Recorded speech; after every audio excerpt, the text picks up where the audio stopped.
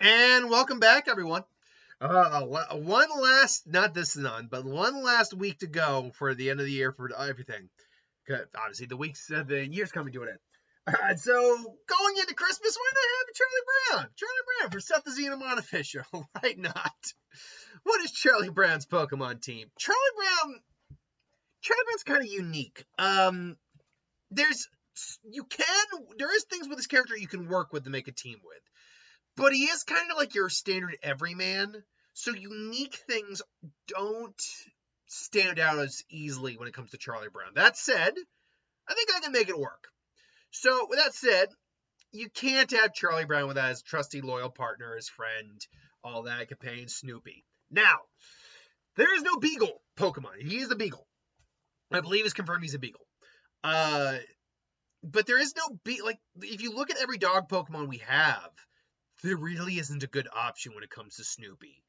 Like the best I could maybe, apart from the one I actually chose, obviously, the best I could maybe justify is possibly Herdier. Maybe, I mean, Rockruff might have been able to work a little bit, but I don't personally see them, and definitely not a Yamper. None of the 3 dogs you get in Paldea. So I ultimately settled on, and bear with me here, Riolu. Now, why Riolu? Well, first and foremost, Snoopy is a dog that generally actually stands on its hind legs, which apparently Charlie Brown taught him how to do. Beyond that, though, I needed something that was a little bit more anthropomorphic, something that would be like a kid's almost pet, which Riolu is definitely a kid, so it kind of works in that vein. It's also a Pokemon that definitely tries hard, and it's actually fairly powerful for a quote-unquote baby Pokemon. And Charlie Brown is someone who definitely does his best, but doesn't always succeed. Beyond that, though, I can totally see him doing the Snoopy dance, if we're going to be honest. I think you can totally see a Riolu doing the Snoopy dance.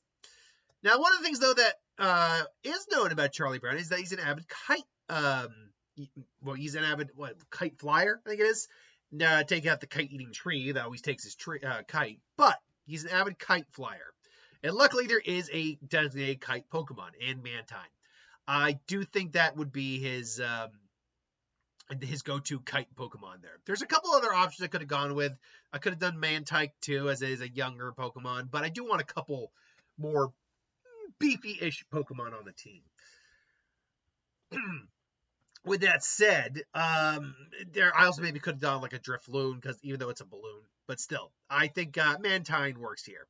Now, here's where it was these two and the last two I think were the relatively easiest ones to pick out.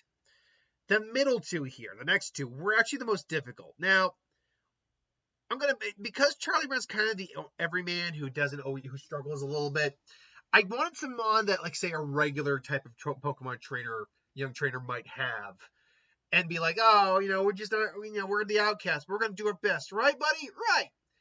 Now, bear with me, but I hate when that happens. I went with Spinda, that little dizzy red panda Pokemon. He's adorable, isn't he? Like, I never used a Spinda. Spinda's not that great, but he is just kind of adorable. But I kind of like the idea of it representing Charlie Brown, kind of not being necessarily a inherent klutz, but kind of someone who's who's a little unlucky in some ways. Spinda's awkwardness, clumsiness, dizziness, if you will, I think is a good way to represent that. Plus, it does seem like a kind of cute Pokemon that someone like Charlie Brown would have on his team. But the other thing that stands out to me, and this is one where I'm like, okay, you know what? This is one I really just got to find a spot filler. Charlie Brown is actually pretty smart when given the chance. So a Pokemon that represents some level of intellectual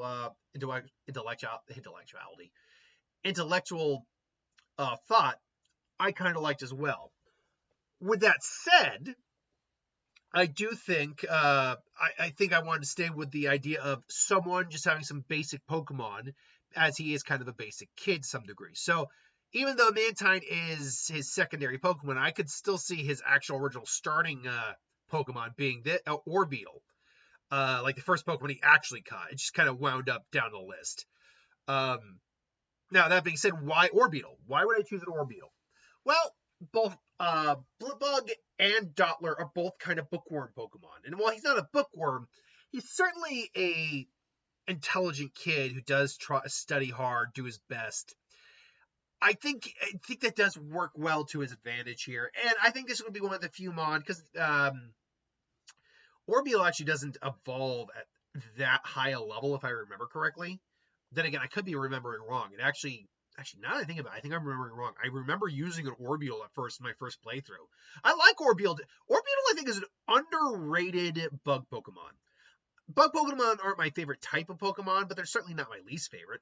They definitely get some cool designs. If anything else, you can honestly say most bug Pokemon, not all, like Illumise and Volbeat, come on.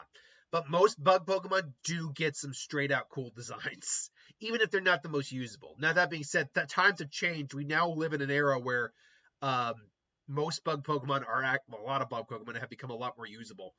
Actually, I'm wrong. It actually has the highest level difference of any early stage bug type from first, second, and third.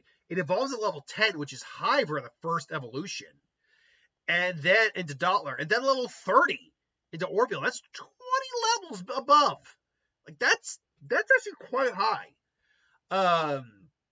But anyway, yeah. So Orbeetle, I like it. It's actually got a really badass design when I look at it. I really do like Orbeetle quite a bit, and it's the only bug psychic type we have, straight up. And bug psychic is actually not a bad typing. So I do like that, and it's just to give him something different. Like it'd be something unique that, like, among his group of trainer friends, which would be all the the gang, wouldn't have. Not to say that they would have any of his Pokemon to begin with, save for maybe this one. Like I can see Lucy also having this Pokemon or team based on the interaction. Passimian. Now, why Passimian? Well, obviously this is a callback to him always trying to kick the football. But beyond that, he's also the manager of their baseball team. And having a sports-themed Pokemon in some way, I think, can help represent that. Plus, when he's alone at home and not having to deal with Lucy's antics, he can kick the ball anytime he wants. So I kind of like that. But you know what? I wasn't going to end a Charlie Brown video or Charlie Brown Pokemon team without referencing at least something from one of the specials, like the Great Pumpkin, a.k.a. Gorgeist. And he'd probably have the extra large Gorgeist to be like the large version, or an Alpha Gorgeist, take your pick, to be representative of the Great Pumpkin. So that is Charlie Brown's Pokemon team, in my opinion. Now, how balanced is this team, as always? The problem is anytime you have a normal type on the team, it's going to hinder your effectiveness against other types, because normal type's not good against anything. But it's only weak to one thing and has an immunity. So it is balanced a little bit. That said, it is a team that's actually not badly balanced. You got ×4 weakness to flying, though. ×2 weakness to... Oh, thank God. I was about to say, there's no weakness to normal. ×2 weakness to psychic. Actually, all of these are just ×2 weaknesses. So fairy, ice, rock, fire, ground, all of them are ×2 weaknesses. But the catch is, you have a ×4 strength against rock, a ×3 strength against dark, and then with normal ice, steel, ground, grass, fighting, psychic, and ghost, you all have a ×2. So you actually have more strengths than weaknesses on this team, which is good. The unfortunate thing, and maybe it's apt that this is the case for a Charlie Brown Pokemon team, is that you can't become champion in any region with this team. You can't even get to the champion of the region with these teams. Why? Let's get out of the way right now. In Johto, in Paldea, in Kalos, you can't get past the first gym. They're either a type that's effective against Riolu with a flying type, or they're a type that's at least resistant to fighting with 2 bug types. And Vivian, if I remember correctly, or Vivian, has Gust. So, yeah, you wouldn't be able to even get past them, let alone beat the champion. Like, I can tell you right now, even if you got to the champions, you can't beat the champions with this. And I think one of the big problems is you don't have a Lucario. You get a Riolu. If you had a Lucario on the team, let me play devil's advocate for one real second, because I've already established you aren't getting past the champions at all. Let me just finish it out real quick. Now, with that being said, with the other regions, the problem really comes in with both Kanto, Unova, Hoenn, And those three is that once you hit electric gym, which is usually the third gym in both those regions, Surge, Watson, and where was the other one? Surge, Watson, and then Unova, it's the fourth gym, Lisa. This team, it's not super weak against electric, but you just don't have a good team at that point. If it's the third gym, Riolu is going to get clapped by Watson, even with fighting type. It's just too underpowered. And Mantine's quad weak to electric, which means the only mon you really have that can do anything is Spinda, and it just doesn't have the stats for it. And then if you go even further beyond, Unova, with Lisa, her Amolga's an area release. So even then fighting and your Orbeetle are screwed. So yeah, you're not becoming champion. You're not getting past those guys. So that leaves us then with Sinnoh, which I think you kind of stopped at the third or fourth gym at that point. It's just, again, you don't have the real type effectiveness. And in Kalos, we already talked about Kalos. In Galar, you'd probably make it a little bit. Like Riolo could easily take Milo, if I'm going to be honest. Maybe it might take a few tries, but you could definitely handle Milo. I'd maybe even argue you could probably handle Nessa. And Mantine could hold its own for a while against Kofu. Or is it, I always forget, is it Kabu or Kofu? I think it's Kabu. Anyway, the third fire gym. But the problem just comes down to, constantly taking hits. Like, Mantine's stats aren't the greatest. It's got some bulk, but everything else is kind of mid. And then if you were to go make it even farther, could you handle B?